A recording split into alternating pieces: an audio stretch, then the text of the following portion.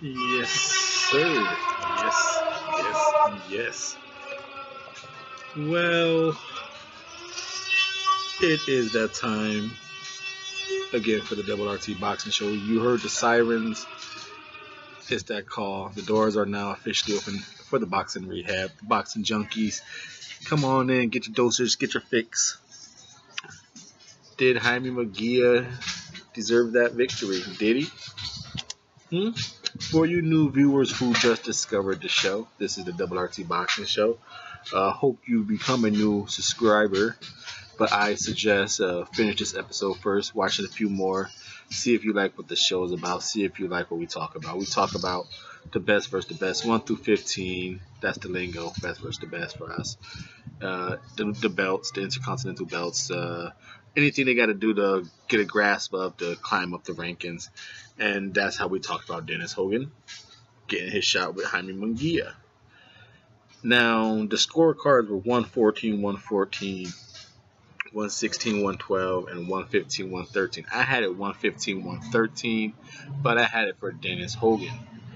Now, going into the breakdown and prediction, I picked Munguia to wear him down. Like, pretty much I think we all thought would happen. You know, now, Dennis Hogan always was a pretty decent mover. But teaming up with, I don't know the guy's name, but the Jeff Horn coach, that dude's, he has that broken rhythm style that he tries to input that into fighters. So you put that with a mover, and then you teach him how to break rhythm and keep moving. You saw what it did to Jaime. Jaime couldn't set his feet.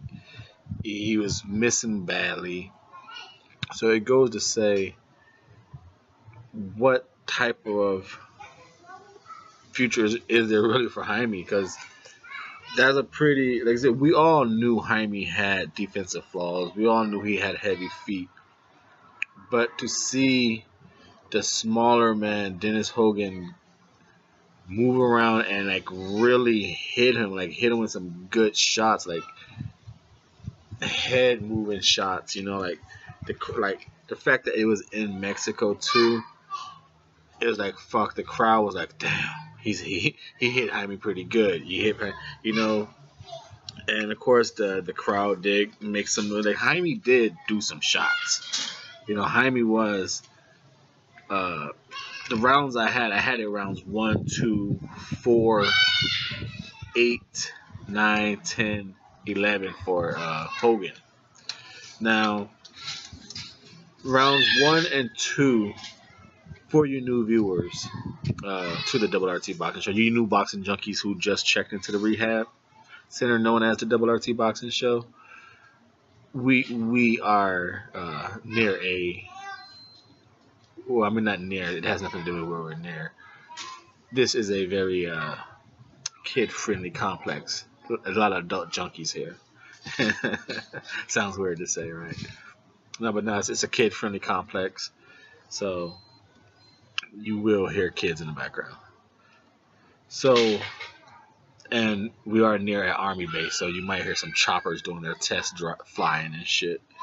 So, and back to like where the Jaime Munguia was doing his good fight. Now, this fight, right before you new viewers, I'm going to stop it and going. We do honor the best of the month, and so far, a round of the month could be round number 4. Round number 4, folks. Like I said, 1 and 2 I gave to Hogan just simply off his movement. His movement and hitting the jab, Round 3, Jaime put some pressure on with his body shots. Then round 4, it seemed like Hogan was really aggressive, but Jaime had some good ass action too. But Hogan really took grasp of the underdog upset role. They're like, oh shit. And then Jaime came back for some good rounds. Then the left to the bodies, 5, 6, and 7. But Hogan seemed to jump back on it in the 8th. And like I said, it was clean shots. And he had Jaime swinging while it's was it Hogan doing what Hogan was doing? Because they talked about it. Was Hogan doing Hogan, or was Jaime not listening to his corner?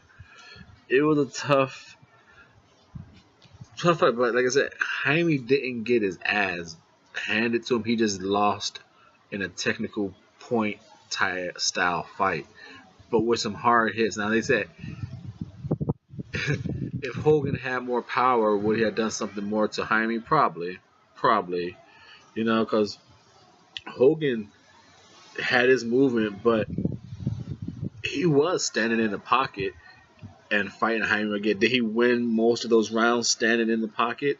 He won his share because Jaime won on my card. Jaime won 5, 6, 7, and Hogan also won 8, 9, and 10. So Jaime had a 3-round stretch. Hogan had a 4-round stretch, and my 2 rounds of the fight, like I said, we keep track so we're boxing junkies. We talk boxing. We have all types of shit to talk about right here on the WRT Boxing Show, the Ready Talk Boxing Show. Hit that thumbs up if you already checked in here. You already subscribed. You already you checked in.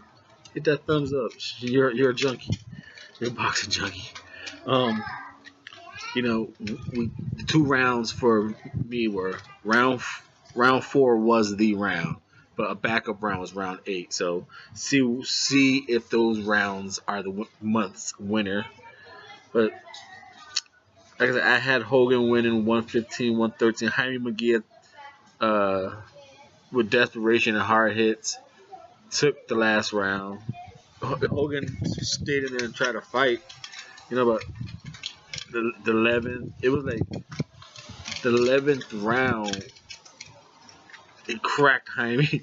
Jaime kind of stumbled back. It was like he clearly, they just stepped into him with a clean right, and that right landed a few times. Not the fight, a few.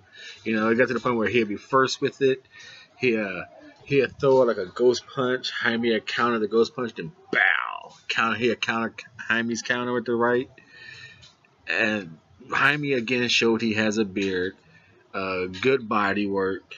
Man, if Jaime didn't have the body work attack that he does have, Hogan would have really skated with this. 116, 112 that's a hard one for me to see for Jaime. That means it's 8-4. You want to go 115, 113? I guess someone gave Jaime 7. I guess it was that type of fight, but it should have been at least a 114, or I think Hogan should have won that fight. That's my opinion right here on the WRT Boxing Show. Here's saying thank you for your time and support. Thank you for checking into the WRT Boxing Show, the Boxing Rehab. Stay tuned in.